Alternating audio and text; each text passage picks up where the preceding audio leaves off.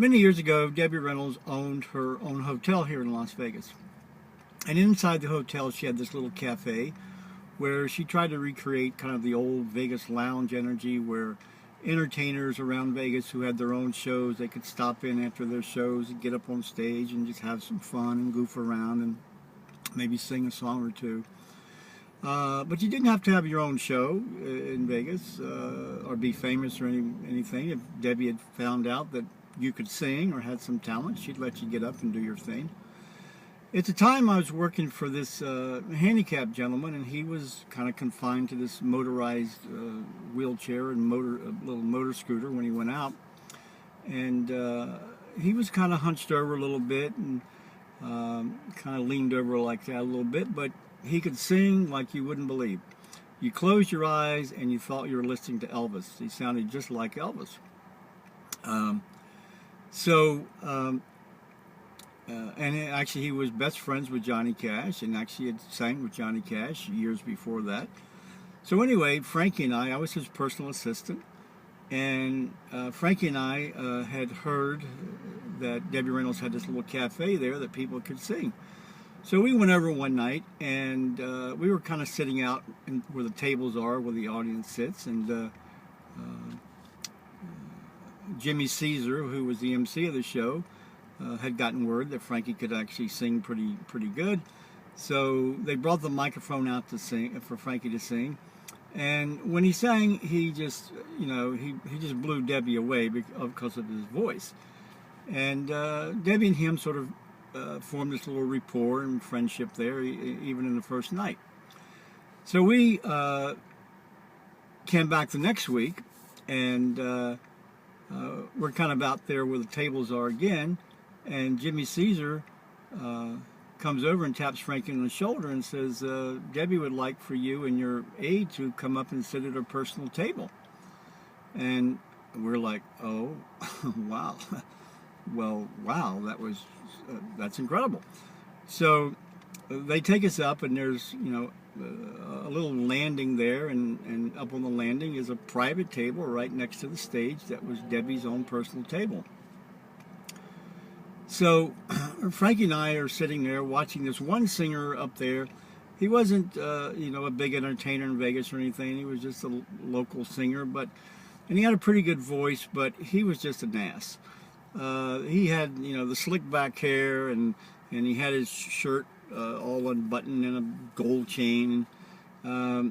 He could sing pretty well, but everybody in the audience was just going, this guy's an ass, because he's just coming off like he thinks he's God's gift to the world of entertainment. And nobody really liked his energy. You could just feel it.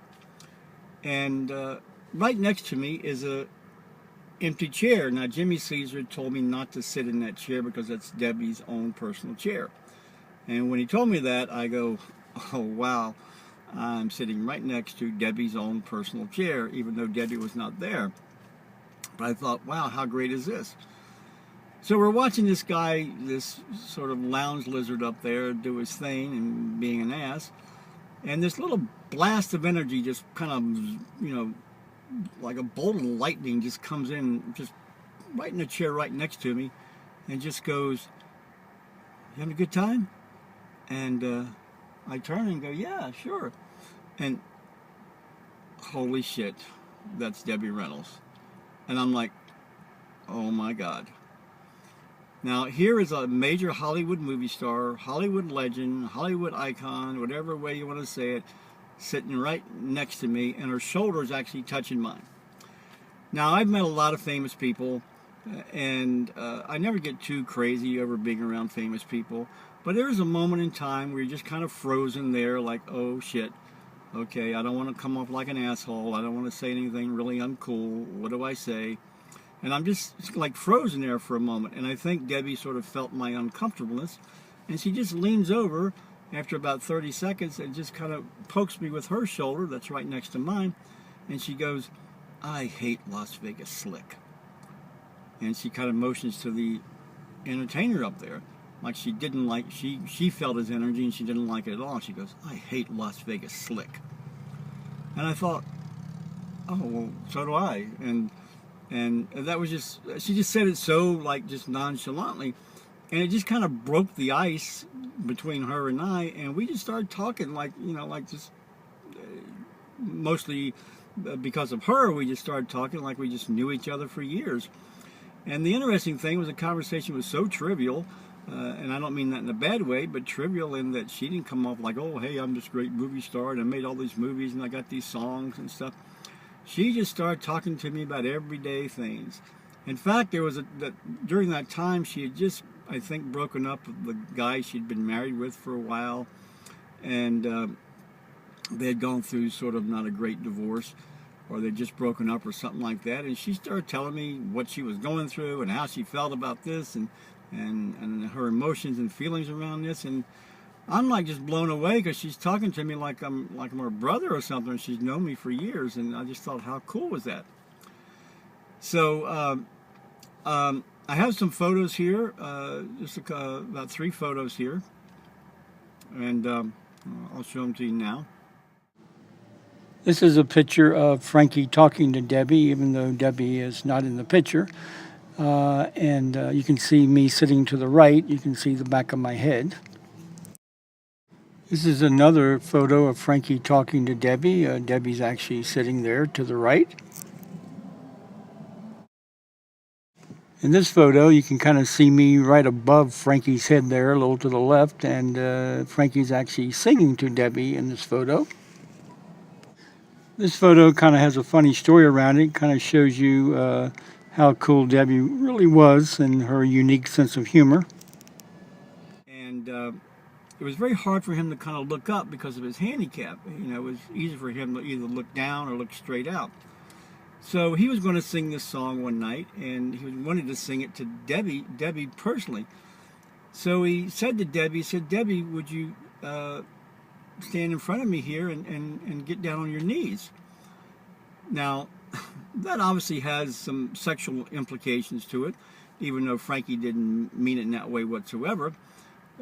He just meant it was easier for her to be down there and him to look at her and sing at her personally than her being up here. But Debbie, being the cool lady she was, she kind of made a joke of the whole thing and said, well, Frankie, I don't know if you and I have that kind of relationship. And she just made this joke about it, and the whole audience cracked up. And then, but actually before she got down on her knees, she said, as she was getting down there, she said, the last time I got down on my knees in front of a guy, it cost me a lot of money. And the audience just, went wild. It was so funny because she took this kind of, like I said, that line sort of has sexual implications, even though there was none intended. And Debbie just ran with it and just made a complete joke about it. And it was so funny, and the audience just, cracked up. And so Frankie continued to sing the song. And so, we went there a few times, and Frankie and her just sort of developed this kind of, friendly relationship. And I had a number of conversations with her, and every time I walked away from talking to her, I just went, how cool is this? Here's a lady, maybe major movie star, Hollywood icon, movie legend, just, treating me like she knew me all her life, no pretense. And she'd go around the entire audience and just greet and meet everybody and just sit down to her table. And she was just so down to earth and just no bullshit, just really real, really just told it like it was. So when she passed away, obviously sad and tragic, because here's a major Hollywood, movie star that we lost. And on top of that her daughter, Carrie Fisher, had just, died a day or two before that. But it just kind of hit me personally when she passed away, because, I had all these great personal memories of her and the way she talked to me and treated me, and it was just a wonderful, wonderful experience. So, Debbie Reynolds, I just want to say thank you so much for all the incredible talent and the movies and the songs and the entertainment you brought our way over the many years. But personally, thank you so much for just being such a cool lady, and those conversations we had, and just talking to me and treating me like I was just, one of the family. And I will always just cherish those memories, and it was a very special moment in my life, and I just want to say thank you to her.